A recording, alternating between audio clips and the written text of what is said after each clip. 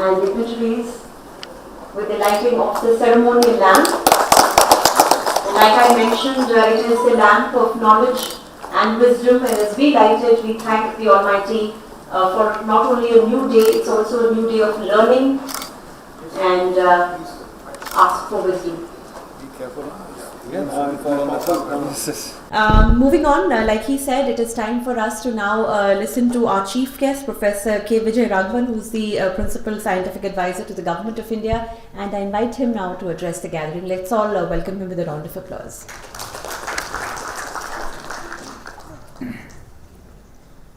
Thank you very much. It's a great honor to be here. Mr. Raj Sharma, Professor Raji Kurvilla, Professor Anil Sahasrabudhe. And I'm so glad that we had an opportunity to listen to Professor Raji Kurvilla and Professor Anil Sahasrabudhe, and they've covered really all of what needs to be said and what I could have said and much more. So I really don't have anything to add. Let me just say, therefore, a few broad brush sentences about AI and robotics going forward. Now, if you look at AI, what are the kinds of challenges and what are the problems which we're likely to face? Now, AI has its origins in a 1950 paper by Alan Turing on whether machines can think. This was in the Journal of Computing Machinery. It's a 2-page paper, very simple, just 2 references, and it outlines what the challenges are in getting machines to think. Soon after and around that time, we had in place algorithms which allow us to use AI and machine learning, but those could not be used on the scale we are seeing today because computational power, both memory and speed, were not available. With the development of those, and for reasons which we are not entirely clear about, these algorithms work superbly, and AI and machine learning proceeds at the pace we're seeing. So there's a great need for a theoretical understanding and developing new kinds of algorithms. That has not really changed substantially over time, but the opportunities for that now are enormous, along the lines of what we heard about how machines themselves can be used to develop these kinds of algorithms. Now, with AI, the fundamental challenges are of 2 kinds. One, the availability of data. Now, we must remember that data is not information. It needs to be annotated, collated properly, and that can be done by machines or by humans. But data collection is very, very important. I'll come back to that in a little bit. So data needs to be converted to information, information to knowledge, knowledge to understanding, understanding to reasoned decision making. And quite often at these levels, the machine-human interface is critically important still. In other words, AI still is narrow artificial intelligence, which can be used very precisely in certain narrow contexts, but general artificial intelligence is still a very, very long way away, if at all, and human interventions constantly are important.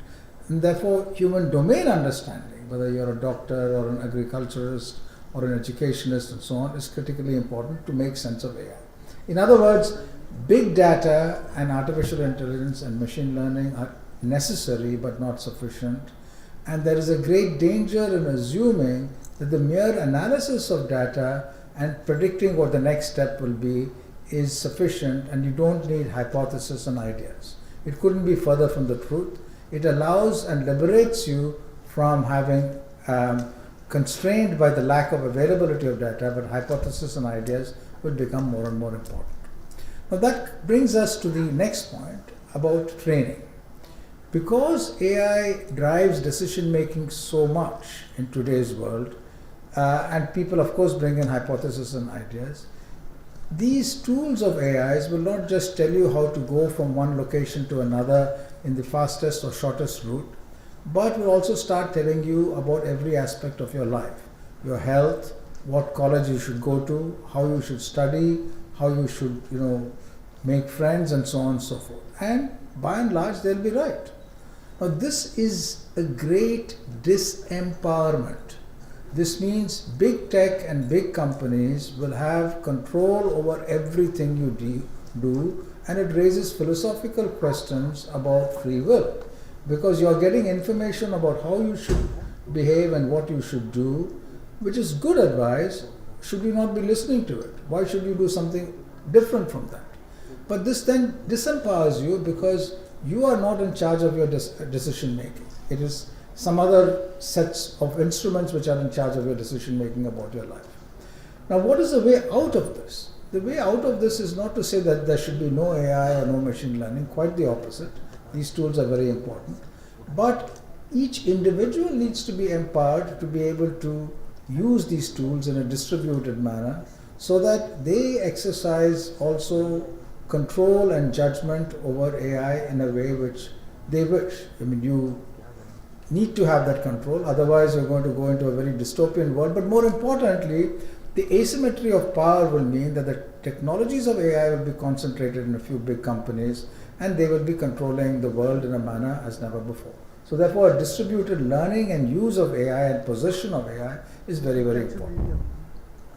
Now that brings us to the next point, which we heard so beautifully expounded by both Raji and Dr. Sahasrabuddhe, which is about language.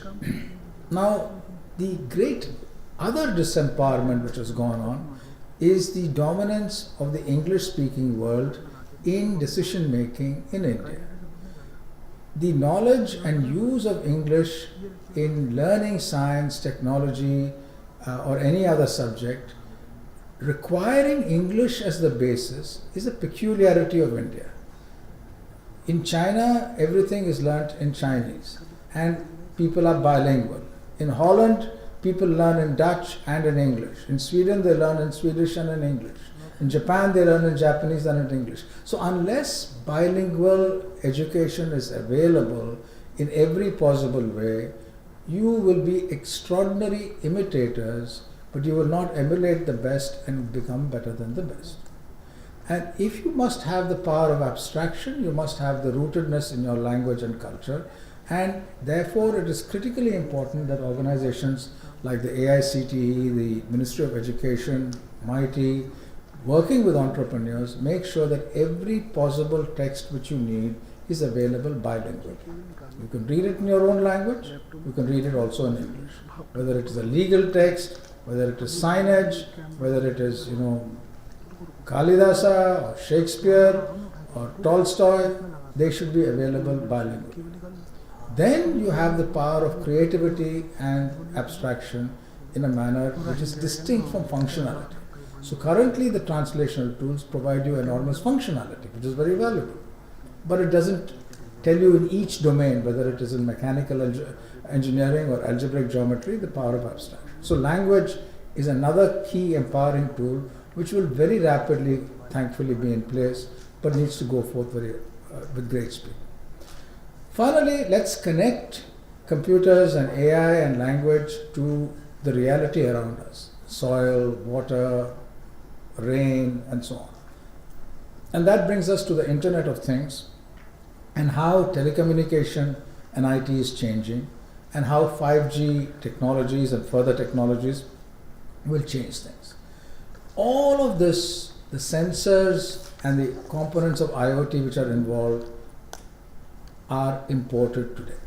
So we need an enormous investment in our engineering, small scale industry, medium industry, so that these kinds of technologies, many of which actually don't require high-end electronics, some of them do, some of them don't, many of them don't, needs to be put in place over here. Otherwise we will be, just like we import displays in an enormous way, semiconductors in an enormous way, sensors and IoT will be imported in an enormous way. This is not a way by which a large country can function.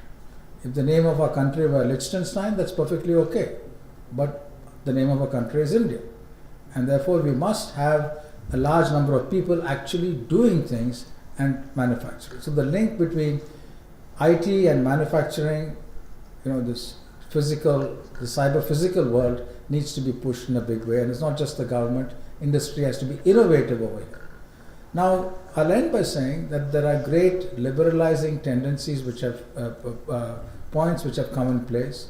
The remote sensing policy has been changed dramatically and made flexible. There's a space policy which is on the anvil, which will similarly liberalize access to space data. The geospatial policy has been completely liberalized, and the drone policy has been completely liberalized. So therefore, there's a market for IoT and data which will stimulate learning and teaching also. So with these tools and these challenges, there's an enormous amount of things which we need to do, and I'm sure that all of you, as well as all of the ecosystem working together, will get that done. Thank you very much. Well, thank you very much, Professor VijayRaghavan, and we're sincerely grateful you could spare some of your most valuable time and join us on our today's program. Now we have a small video from AICRA. I'll request our team. Okay. Sure. In the interest of time, I think we'll wrap up the inaugural here. Let's all have a round of applause to thank our dignitaries here. These mementos we have, and they are a small token of our appreciation and gratitude. I'm going to request Mr. Rajkumar Sharma to kindly present a memento to our chief guest here, Professor K. VijayRaghavan. Thank you, sir, once again.